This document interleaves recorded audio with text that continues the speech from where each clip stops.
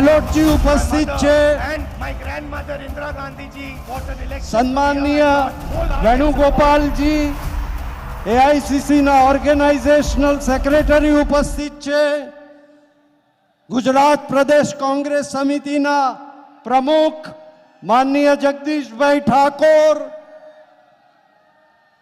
સન્માનીય Ramesh Chennithalaji, KP Muniyappaji, Milind Deoraji, AICC ના secretary Shaktisinh Gohilji, Arjunbhai Modhwadia ji, Ramkishan Ojha ji, सौ धारासभ्य मित्रों, सौ एआईसीसी नियुक्त ऑब्जर्वर श्रीओ, जिला कांग्रेस समिति ना प्रमुख श्रीओ अने आगेवानो तथा विशाल संख्या में आप सौ अहींया उपस्थित छो, તમામનું હૃદયપૂર્વક અભિવાદન કરું છું।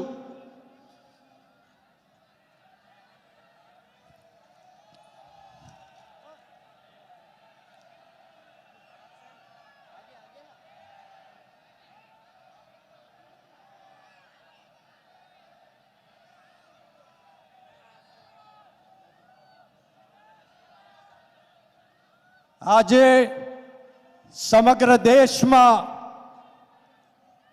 एक बाजू मोंघवारीए माजा मूकी छे, बेरोजगारी काबू बहार छे, भ्रष्टाचारनी तमाम सीमाओं भारतीय जनता पक्ष द्वारा तोड़ी नाखवामां आवी छे अने सामान्य नागरिकना अधिकारों छीनवाई जता होय ए स्थिति ऊभी थई छे। त्यारे बीजी बाजू धर्म, जाति अने ज्ञाति, प्रांत अने भाषाना नामे देश ने विभाजित करवानो प्रयत्न थई रह्यो छे। आपना नेता राहुल जी समग्र देश में पगपाळा प्रवास करी अने एक संदेशो आपी रह्या छे, एकतानो संदेशो आपी रह्या छे। तेओ स्पष्ट छे, तेओ चिंतित छे અને અત્યંત પ્રેમથી પણ સાથે સાથે આક્રમકતાથી તેઓ કહી રહ્યા છે કે દેશની એકતા પ્રશ્નોનું નિરાકરણ કરી શકશે, દેશની એકતા જ વિકાસની દિશા સાચી આપી શકશે, આ દેશને બચાવી શકશે। 2100 કિલોમીટરનો प्रवास करीने आज अपनी वच्चे उपस्थित छे। गांधी अने सरदारनी भूमि पर आपणे सौ राहुल जी नु स्वागत करवा माटे उत्सुक छीए।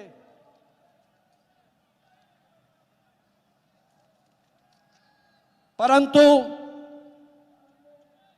मोरबीनी ताजेतरनी जे दुर्घटना थई एनाथी आपणे सौ व्यथित पण छीए।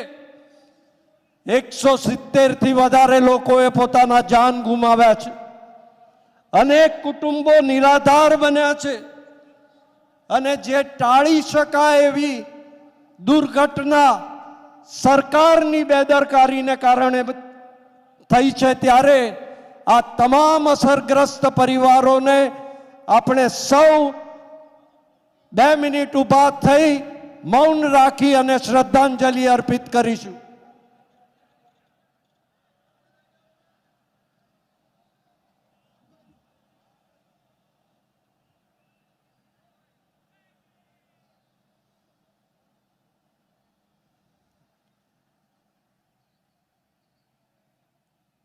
ओम शांति शांति। कांग्रेस पक्ष आ तमाम असरग्रस्त लोको ने प्रत्ये पोतानी संवेदना व्यक्त करे छे अने ए संवेदनशीलता ने ध्यान में लई अने आजे फूलहार थी नहीं पण शब्दों थी राहुल जी नु स्वागत करीशु। हूँ भाई इंद्रनील राज्यगुरु ने विनंती करूँ के आवी अने शब्दों थी स्वागत करे।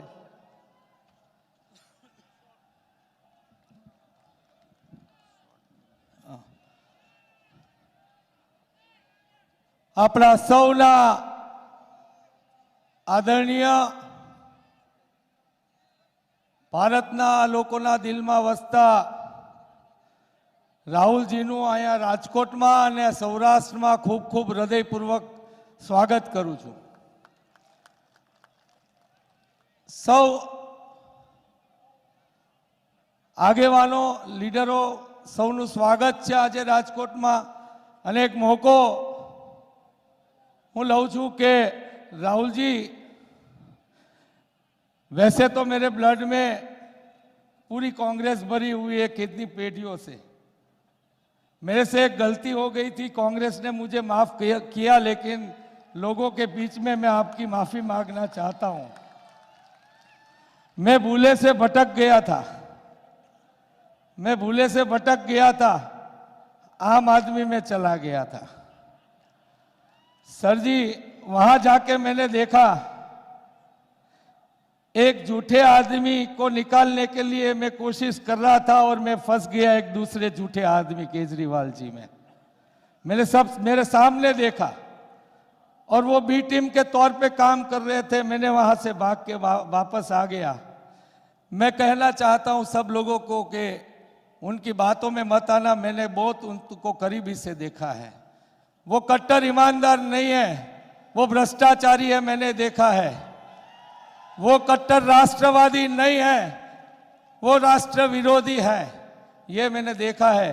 तो इसके लिए मुझे कांग्रेस और आप सब माफ करें, उसके लिए माफी चाहता हूं. आप सबका आभार. जय हिंद.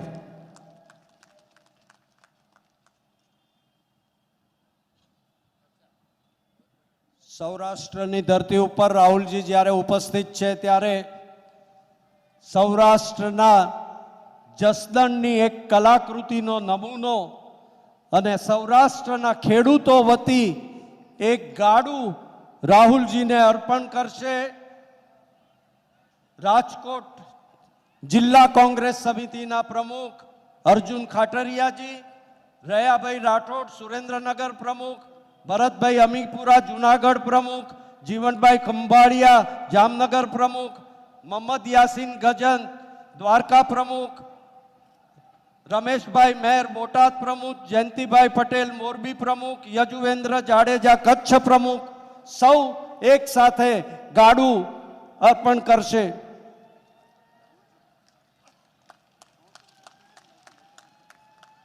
ત્યાર પછી राजकोट शहर प्रमुख प्रदीप त्रिवेदी जी, जूनागढ़ शहर प्रमुख अमित पटेल, जामनगर शहर प्रमुख वीरेंद्र जाडेजा, सौराष्ट्रनो एक पटारो एमने अर्पण करशे. कहेवाय छे के आ पटारो खाली न थवो जोईए अने आ पटारा जेवी जे मतपेटी छे ए मतपेटी पण तमारा सौनी ताकत अने सहकारथी कांग्रेसना तरफी मतोथी भराई जाय एवो विश्वास आज आपणे राहुलजीने आपीए.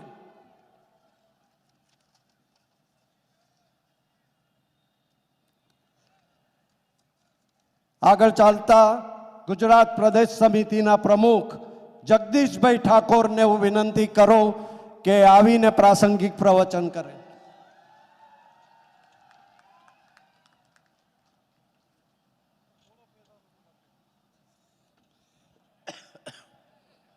આપણા સૌના લાડીલા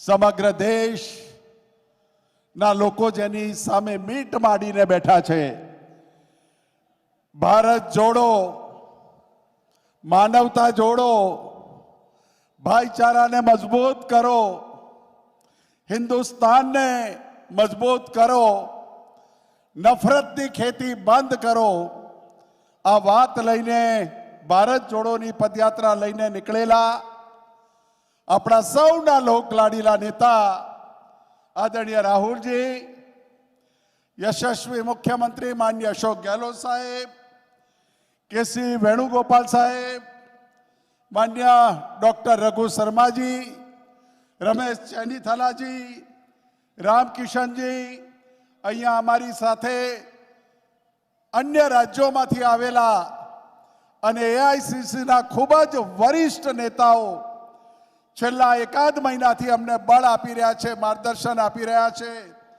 એવા સિનિયર લીડર્સ માન્ય શક્તિસિંહભાઈ, માન્ય અર્જુનભાઈ, માન્ય સિદ્ધાર્થભાઈ, કાર્યકારી પ્રમુખશ્રીઓ, સૌરાષ્ટ્ર ભૂમિના મારા કોંગ્રેસ પક્ષના સૌ ઉમેદવારો, પ્રદેશ, જિલ્લો, તાલુકા, તમામ વિભાગના મારા સંગઠનના પરિવારના સૌ મુરબ્બીઓ, ભાઈઓ, બહેનો ને યુવાન દોસ્તો, આદરણીય રાહુલજીને આપની વચ્ચે વધારે સમય નહીં લઉં. ભારતીય જનતા પાર્ટીના પગ નીચેથી ગુજરાતમાં જમીન ખસી ગઈ છે. ફરે છે, વાતો કરે છે, અને વાતોમાં કેટલો દમ છે, કેટલો કોન્ફિડન્સ છે, એ તમે ને અમે સૌ જોઈ રહ્યા છીએ.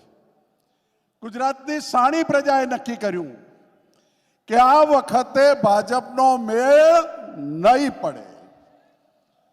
કોરોના હોય, નોટબંધી હોય, 30 વખત પેપર ફૂટવાના બનાવો બને, શિક્ષણ ને આરોગ્ય મોંઘું હોય, વેપાર ધંધા જીએસટીના કારણે ખતમ થઈ ગયા, આ તમામ મુદ્દાઓને લઈને આ વખતે પ્રજાએ નક્કી કર્યું છે, સૌરાષ્ટ્રની સંતોની, વીરોની ભૂમિએ નક્કી કર્યું છે કે ભાજપ આ વખતે મેળ નહીં પડે. અને એટલે જ આપણને બળ આપવા માટે રાહુલજી આવ્યા છે. આખું દિલ્હીનો દરબાર આપણને તાકાત આપવા માટે આવ્યા છે.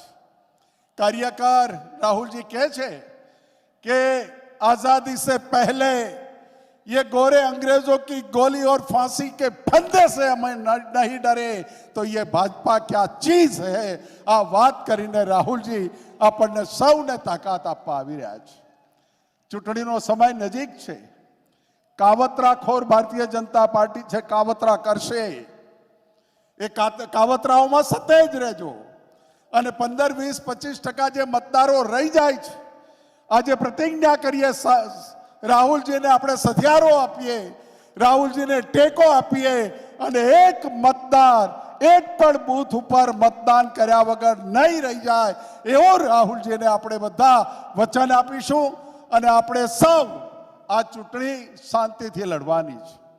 ભારતીય જનતા પાર્ટી ચૂંટણીના 4-5 દિવસ બાકી હશે ને શું કરશે ખબર છે? મને ખબર પડી છે કે જેલોમાં જે રીઢા ગુનેગારો હતા, લાંબી સજા ભોગવી રહ્યા હતા, એવા લોકોની જેલોમાં मीटिंग થઈ છે. मैं ये जिम्मेदारी के साथ राहुल जी बोलता हूं, सत्ता नहीं आ रही, जेलों से गुंडों को बाहर निकालो, चुनाव आयोग को छूट ऐसे दो. आज हमें जवाना था महुआ, माननीय प्रधानमंत्री ने माननीय गृहमंत्री नो कार्यक्रम छे એવું કરીને એક હેલિકોપ્ટરોની મંજૂરી નહીં આપી. કોંગ્રેસ પ્યાર મોહબ્બતની કોંગ્રેસ છે. કોંગ્રેસ હારે છે તો પણ પતાસા વેચીને લોકોના મોઢા મીઠા કરાવે છે, અને કોંગ્રેસ જીતે છે ત્યારે એની જવાબદારી સાથે જીતીને સરકાર બનાવીને લોકોના કામ કરે છે. ખૂબ ધૈર્ય માથે બરફ રાખીને ભારત જોડોની યાત્રા લઈને આપણા નેતા નીકળ્યા છે, ત્યારે આખા દેશમાં નફરતની ખેતી કરવા વાળાને તમાચો વાગી રહ્યો છે. કોઈ શબ્દ નથી એની સામે બોલવા માટે. અને સૌરાષ્ટ્રની તપોભૂમિમાં મારું કોંગ્રેસ પરિવાર જ્યારે ભેગું થયું છે, ત્યારે ખૂબ તાકાતથી આ ચૂંટણીના પરિણામો કોંગ્રેસની 125+ સાથે સરકાર બનાવો, એ જ વિનંતી સાથે થેન્ક યુ વેરી મચ.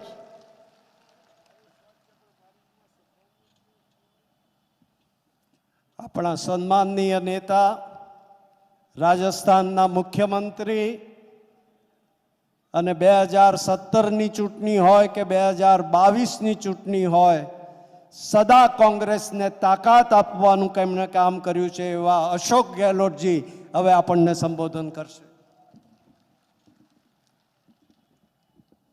हमारे सबके महबूब नेता आदरणीय राहुल गांधी जी, यहाँ उपस्थित भाई जगदीश ठाकुर जी, केसी वेणुगोपाल जी, रघु शर्मा जी, शक्ति सिंह गोयल जी, रामकृष्ण ओझा जी, मिलन देवड़ा जी और यहाँ के उम्मीदवार इंद्रनील राजगुरु जी, सिद्धार्थ पटेल साहब, अर्जुन मोडवाड़े जी और तमाम उपस्थित सम्मानित मंच, उपस्थित बुजुर्गों, भाइयों और बहनों, नौजवान साथियों, हम सबको बहुत खुशी है कि राहुल गांधी जी एक ऐतिहासिक यात्रा निकाल रहे हैं। भारत जोड़ो, जोड़ो जोड़ो भारत जोड़ो, उसको छोड़ करके आपके लिए आए हैं, गुजरात के लिए। तो आप समझ सकते हैं कि राहुल जी के दिलो दिमाग में क्या भावना है गुजरात के प्रति। पिछले चुनाव में आपने सबने राहुल जी के प्रति जो प्रेम था, प्यार था, आशीर्वाद था, वो दिखाया गुजरात वासियों ने और हम लोग जीत के नज़दीक पहुंच गए थे। 8-10 सीटों का फर्क रह गया था। तो हम जानते हैं पूरी कांग्रेस पार्टी के परिवार में इस बात का एहसास है कि गुजरात के लोगों की भावना राहुल जी के प्रति क्या है। देश के हालात बहुत गंभीर है, उसको भी आपको हमको समझना पड़ेगा किस प्रकार से राहुल जी की यात्रा का उद्देश्य यही है जो देशवासियों के दिलों के अंदर इश्यू बना हुआ है। नंबर 1, भयंकर महंगाई की मार, गरीब आदमी का जीना मुश्किल हो गया है। नंबर 2, बेरोजगारी, नौजवानों में बहुत भयंकर फ्रस्ट्रेशन आ रहा है, निराशा के भाव आ रहे हैं और उनके परिवार के माँ बाप सोचते हैं पता नहीं बेटा बड़ा होके क्या करेगा पढ़ करके। ये पहली बार आज़ादी के बाद में ऐसा माहौल बना देश के अंदर। और तीसरा सबसे खतरनाक वो है तनाव का, हिंसा का माहौल। कोई पत्रकार, साहित्यकार, लेखक भी अगर कोई लेख लिख दे तो जेल जाओ, राजद्रोह है, देशद्रोह है। ऐसा पहले कभी नहीं था। 70 साल में कांग्रेस नेताओं ने आज़ादी के पहले भी त्याग, बलिदान, कुर्बानियाँ हुई। आज़ादी के बाद में महात्मा गांधी के सानिध्य में पंडित जवाहरलाल नेहरू, सरदार वल्लभ भाई पटेल, मौलाना अबुल कलाम आज़ाद और अम्बेडकर साहब ने बनाया संविधान, उसके आधार पर ये देश चला है। देश एक रहा, अखंड रहा, लोकतंत्र जड़ें मजबूत हुई देश के अंदर। इंदिरा गांधी जी जान चली गई, उनका सीना छलनी हो गया, पर देश को एक व अखंड रखा, वो कांग्रेस पार्टी है। राजीव गांधी जी शहीद हो गए इस उपमहाद्वीप में शांति स्थापित करने की बात करते करते। तो एक तरफ तो शानदार इतिहास है आपके मालूम है, और दूसरी तरफ जो अहम और घमंड में चल रही सरकार, मोदी जी हो चाहे अमित शाह जी हो, ये 2 लोग देश चला रहे हैं। ये संभव नहीं है, असंभव है। कोई बोल नहीं पा रहा है, उनकी पार्टी के अंदर भी तब भय है। वो भय पहली बार गुजरात की जनता निकाल रही है। 32 लोग जो इनके उम्मीदवार हैं बीजेपी के, वो रिबेल खड़े हो गए। वो हिम्मत तभी कर सकते हैं जब जनता का मूड बदला हुआ हो। सरकार विरोधी लहर है गुजरात के अंदर। कोरोना को लेकर के कितने लोग मारे गए इनकी लापरवाही से। क्या हुआ, शराब पी करके, नकली शराब पी करके 70 लोग मारे गए। मोरबी के अंदर अभी आपने साइलेंट रखा। मैं खुद गया मोरबी में, राहुल गांधी जी ने कहा वहाँ जाइए सीधे आप। हम लोग गए, सभी लोग सबसे मिले, घायलों से मिले। हम लोग दाह संस्कार में भी गए, वहाँ पर सब कुछ देखा और एक मांग करी खाली, जो वारी मांग थी। आरोप नहीं लगाया हम लोगों ने, हमने कहा खाली आप हाईकोर्ट की सिटिंग जज से या रिटायर्ड जज से जांच करवाओ, जिससे कि सच्चाई मालूम पड़े किसकी लापरवाही से 135 लोग मारे गए हैं। तो मालूम पड़े तो कम से कम आगे गलतियां नहीं करें। लोग डर रहे, भय रहे कि हम अगर गलती करेंगे तो सजा मिलेगी, वो भी इनको मंजूर नहीं है। अब गुजरात हाईकोर्ट ने संज्ञान लिया है। तो राहुल गांधी जी अभी आपके सामने अपनी बात रखेंगे। मुझे खाली आपको ये अपील करनी है, सरकार विरोधी भयंकर लहर है, मुख्यमंत्री सहित सबको बदल दिया गया है, उससे अंदाज लगा लीजिए। बेरोजगारी बहुत भयंकर है। गुजरात के अंदर भी सड़कों की स्थिति कैसी बन गई है, कोई जमाने में क्या थी आपको मालूम है, सारे इश्यू आपको मालूम है। और मैं अंत में कहना चाहूँगा, जो राहुल जी के निर्देश पे जो वचन दिए गए हैं आपको, राहुल गांधी जी जब राजस्थान, मध्य प्रदेश, छत्तीसगढ़ में चुनाव हुए थे, तो जो हमने जन घोषणा पत्र, जनता से पूछ के बनते हैं घोषणा पत्र आजकल राहुल जी के निर्देश से, पहले नाम था घोषणा पत्र का, अब नाम है जन घोषणा पत्र। यहाँ भी वैसे ही बना है, वचन वैसे ही दिए गए, जनता को पूछ करके दिए गए। इसलिए आप सबको मालूम वचन क्या है, खाली मुझे इतना ही कहना है, आप विश्वास कीजिए वचनों पर। राजस्थान सरकार ने कई वचन पूरे किए हैं, यहाँ पूरे किए जाएंगे। राहुल गांधी जी चुनाव जीतने के बाद में भी राजस्थान से, मध्य प्रदेश से और छत्तीसगढ़ से लगातार रिपोर्ट ले रहे हैं। कमेटी बनी बाकायदा एआईसीसी ने मॉनिटर करने के लिए जन घोषणा पत्र में किए गए वादे कहाँ तक निभाए गए हैं। तो आप समझ सकते हैं कि हमारी क्रेडिबिलिटी क्या है और आप पार्टी क्रेडिबिलिटी क्या है। आप सोच सकते हो झूठे वादे कर रहे हैं वो लोग। हिमाचल में वो पता नहीं अचानक ही वहाँ भी आपकी तरह वादे किए थे हिमाचल प्रदेश वासियों से, वहाँ पे भी रोड शो किए थे, बड़े बड़े मीटिंग की थी, अचानक ही पूरा विड्रॉ कर लिया अपना कैंपेन। आप सोच सकते हो कि ऐसे लोगों पे क्या विश्वास कर सकते हैं। इसलिए मैं आपसे अपील करना चाहूँगा कि उनका कोई भरोसा नहीं है, कब गायब हो जाए। गुजरात से भी वादे झूठे, उनके कोई दम नहीं है, मीडिया मैनेजमेंट है, वो सामने आ रहा है आपके। धीरे धीरे उनका टेम्पो नीचे इसीलिए आ रहा है। सच्चाई सच्चाई होती है और गुजरात के लोग, गांधी के प्रदेश के लोग हैं, जानते हैं कि सच्चाई का मायने क्या होता है। इसलिए मैं आपको यही बात कहता हुआ इस बार सबक सिखाओ। 27 साल का शासन बन गया उनका, एक मौका वापस दीजिए कांग्रेस को, सुशासन करके दिखाएगी कांग्रेस। यही बात कहता मैं अपनी बात समाप्त करता हूँ। धन्यवाद, जय हिंद, धन्यवाद।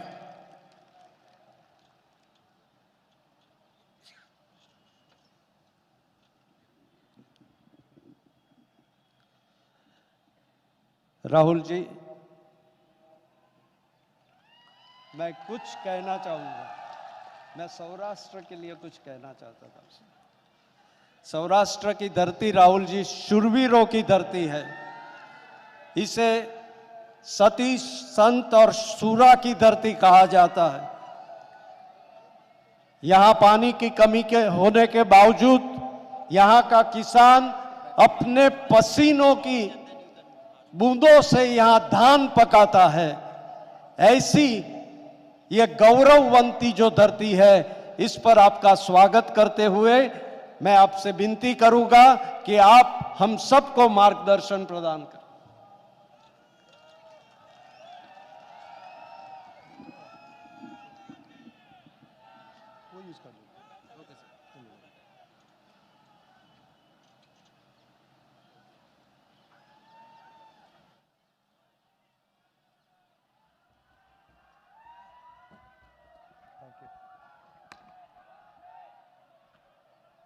मैं कर दूंगा, मैं कर दूंगा।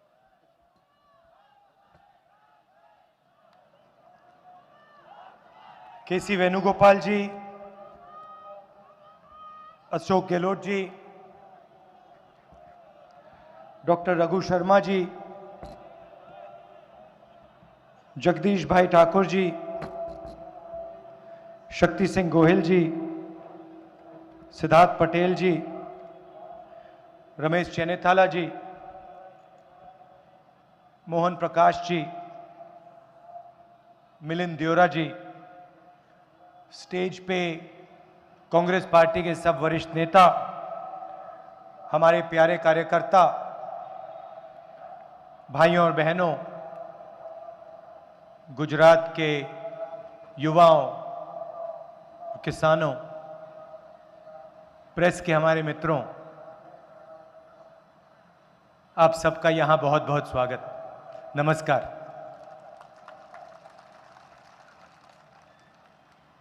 प्रेस के मित्रों तो कहते हैं, मगर आप हमारी बात नहीं उठाते हो टीवी पे।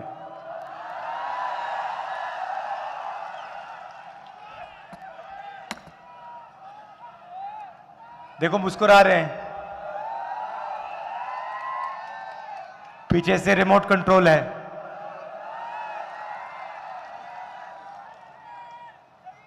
इनकी गलती नहीं है वैसे, ये कोशिश करते हैं मगर इनके जो मालिक हैं इनको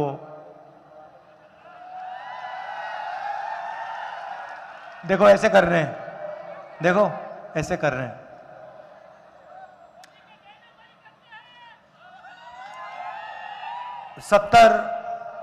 सत्तर दिन पहले कन्याकुमारी से हमने भारत जोड़ो यात्रा शुरू की और अब हम महाराष्ट्र से मध्य प्रदेश में घुस रहे हैं। यात्रा श्रीनगर तक जाएगी और श्रीनगर में हमारा जो तिरंगा झंडा है उसे वो यात्रा लहराएगी।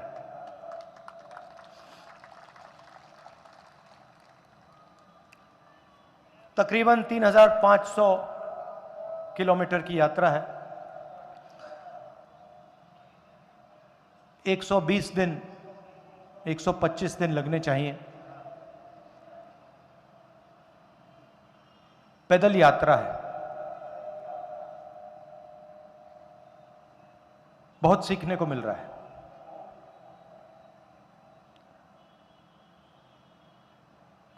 युवाओं से बातचीत हो रही है, किसानों से, मजदूरों से, छोटे व्यापारियों से, जो स्मॉल और मीडियम बिजनेस चलाते हैं, उनसे बात हो रही है।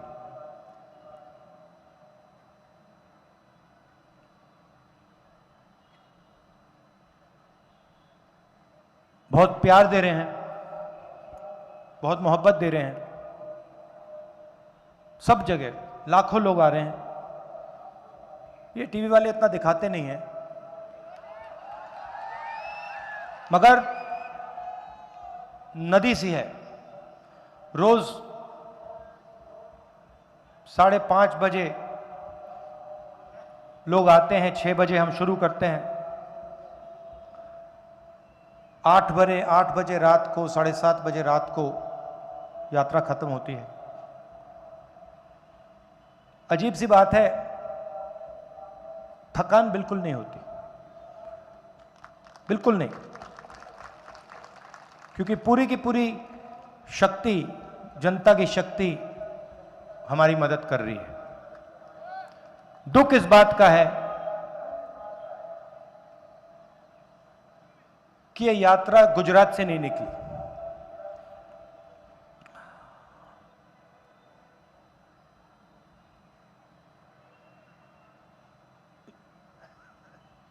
बड़ी खुशी हो रही है, मगर दुख भी लग रहा है। युवाओं से बात करते हैं, हजारों युवाओं से मैंने बातचीत की है। हर 5-10 मिनट कोई युवा आता है, अपने सपने के बारे में मुझे बताता है।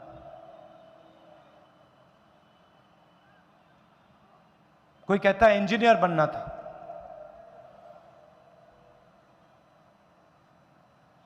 सालों पढ़ाई की, सपना देखा था कंप्यूटर इंजीनियर बनेंगे,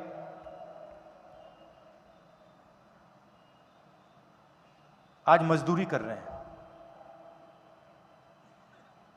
कोई कहता है डॉक्टर बनना था, शिक्षा के पैसे दिए, किसी प्राइवेट इंस्टीट्यूशन को लाखों रुपए दिए, आज उबर की गाड़ी चलानी पड़ रही है, पिज्जा डिलीवर करना पड़ रहा है। किसान से बात करो, सवाल पूछते हैं, राहुल जी हमें बात समझ नहीं आती, हिंदुस्तान के 3-4 अरबपति लाखों करोड़ रुपए कर्जा लेते हैं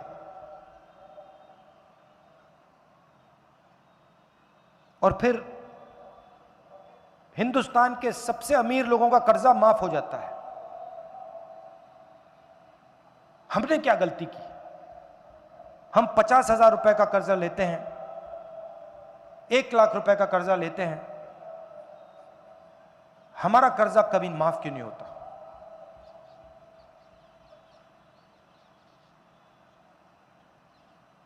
उन्हें जब वो कर्जा वापस नहीं देते तो उसे वो सरकार नॉन परफॉर्मिंग एसेट कहती है, उनके खिलाफ कोई कार्रवाई नहीं होती। मगर जब किसान 50,000 रुपए कर्जा लेता है, वापस नहीं देता, उसे नॉन परफॉर्मिंग एसेट नहीं कहलाया जाता, उसको डिफॉल्टर कहलाया जाता है। ये सवाल किसान पूछ रहे हैं। प्रधानमंत्री बीमा योजना में पैसा डालते हैं, तूफान आता है, बारिश होती है, खेत बर्बाद हो जाता है, 1 रुपया नहीं मिलता।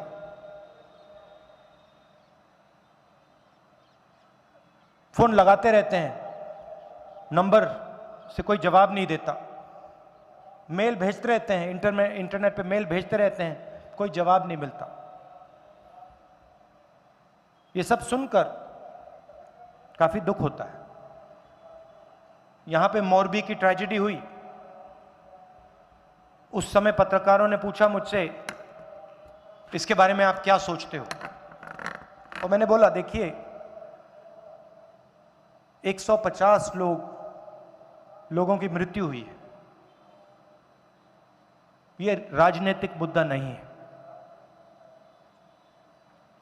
इस पे मैं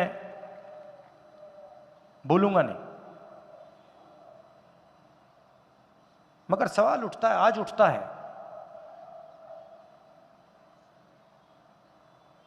जिन्होंने ये काम किया उनके खिलाफ कोई भी कार्रवाई नहीं, कोई एफआईआर नहीं।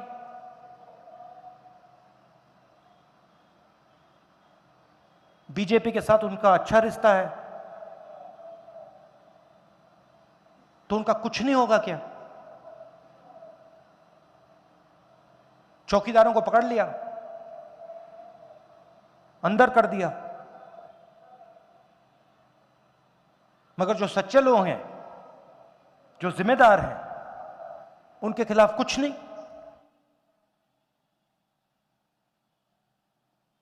और ये गुजरात जो आपका प्रदेश है, स्मॉल और मीडियम इंडस्ट्री का ये सेंटर है, ये आपकी रीढ़ की हड्डी है। ये जो छोटी कंपनीज हैं, मिडिल साइज कंपनीज हैं, और आपके लोग सिर्फ गुजरात में नहीं चलाते, पूरे हिंदुस्तान में आप लोग इनको चलाते हो। यही तो देश को रोजगार देती हैं। ये जो अरबपति हैं 2-3, ये रोजगार नहीं देते हैं। जो छोटे बिजनेसेस हैं, मिडिल साइज बिजनेसेस हैं, वो रोजगार देते थे। क्या हुआ? सरकार ने नोटबंदी की, आपसे कहा था काला धन मिटा देंगे, काला धन नहीं मिटा।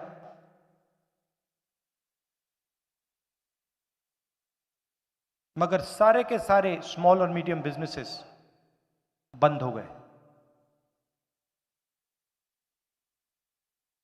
फिर गलत जीएसटी लागू की, 5 अलग अलग टैक्स, हर महीने फॉर्म भरो,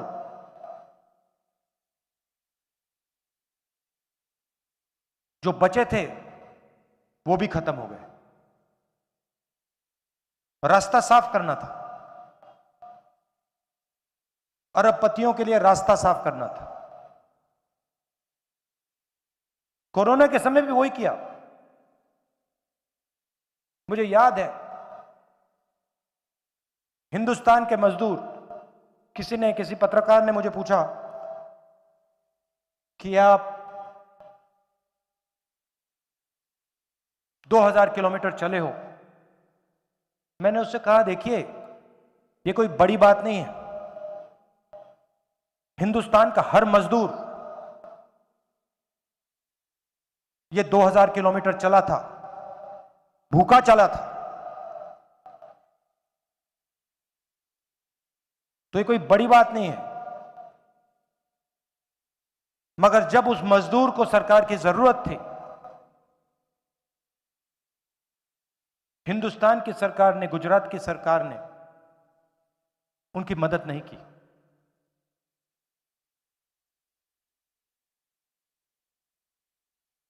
और जब वो मजदूर सड़क पे गिर रहे थे, मर रहे थे, उसी समय बीजेपी की सरकार ने हिंदुस्तान के सबसे अमीर अरबपतियों का लाखों करोड़ रुपए कर्जा माफ किया। जो स्मॉल और मीडियम बिजनेस चलाते थे वो चिल्ला रहे थे, हम बर्बाद हो गए, नोटबंदी हुई, गलत जीएसटी लागू हुई, उसके बाद कोविड आया, मदद नहीं की, सपोर्ट नहीं दी।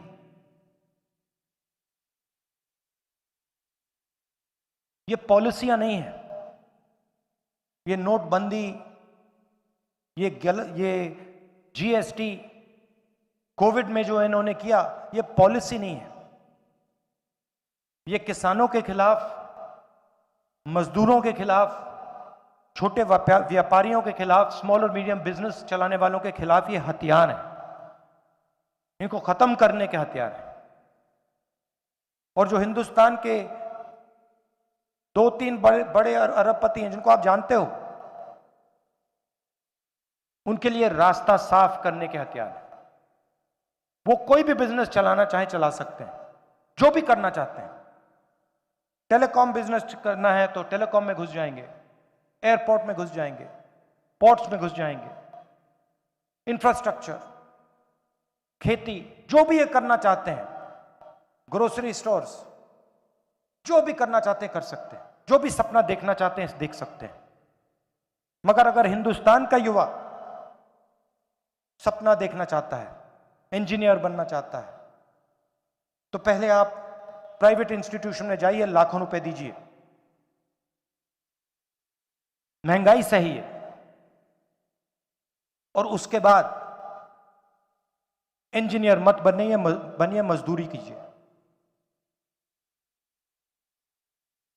आज इस देश में युवाओं को रोजगार नहीं मिल सकता। 45 साल में सबसे ज्यादा बेरोजगारी हिंदुस्तान में आज है, गुजरात में, बाकी हिंदुस्तान में।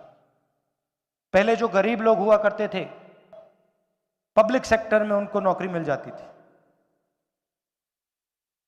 आज पूरा का पूरा पब्लिक सेक्टर प्राइवेटाइज हो रहा है।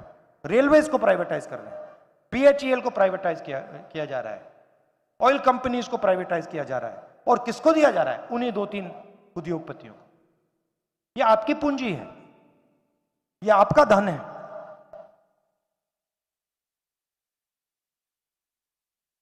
पब्लिक सेक्टर में आपको रोजगार नहीं मिल सकता।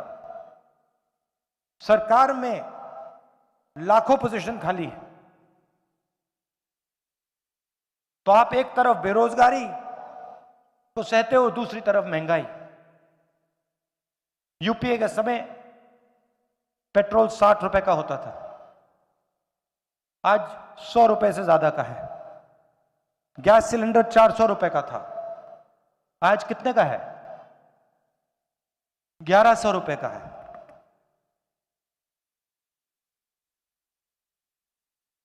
दो हिंदुस्तान बन रहे हैं, एक अरबपतियों का, वो जो भी सपना देखना चाहते हैं देख सकते हैं, और दूसरा हिंदुस्तान की गरीब जनता का, किसानों का, मजदूरों का, छोटे व्यापारियों का। हमें 2 हिंदुस्तान नहीं चाहिए, हमें एक हिंदुस्तान चाहिए, न्याय का हिंदुस्तान चाहिए।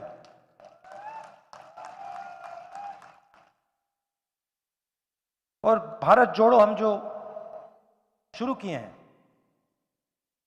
उसके पीछे सोच आपकी है, गुजरात की है, महात्मा गांधी जी की है। ये नई चीज नहीं कर रहे हैं हम। रास्ता हमें गुजरात में दिखाया था, महात्मा गांधी जी ने दिखाया था, सरदार पटेल जी ने दिखाया था। आपसे ही सीख के हम ये तपस्या कर रहे हैं, जनता की आवाज सुन रहे हैं। 7-8 घंटे हम चलते हैं, हम कुछ बोलते नहीं हैं, किसानों की बात सुनते हैं, युवाओं की बात सुनते हैं, गले लगते हैं उनसे, मजदूरों से। और 7-8 घंटे चलने के बाद कभी 10-11 घंटे हो जाते हैं, हम 15 मिनट अपनी बात रखते हैं।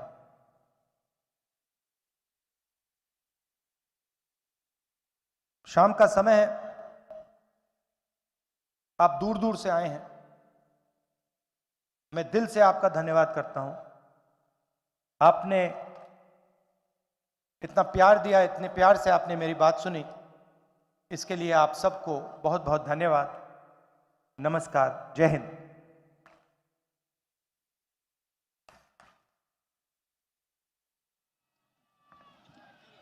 ઇન્દ્રનીલભાઈ, સરદાર પટેલનું, આપણા લાડીલા સરદારનું એક સ્ટેચ્યુ રાહુલજીને અર્પિત કરશે.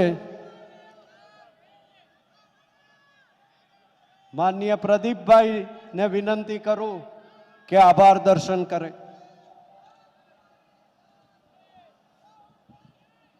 ગુજરાતનું ભવિષ્ય બદલનારી આ ઐતિહાસિક સભામાં ઉપસ્થિત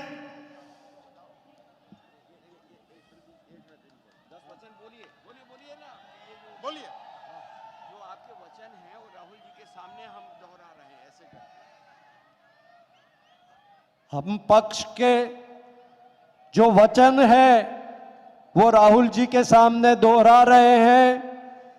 प्रत्येक महिला को 500 रुपये में गैस का बोतल मिलेगा।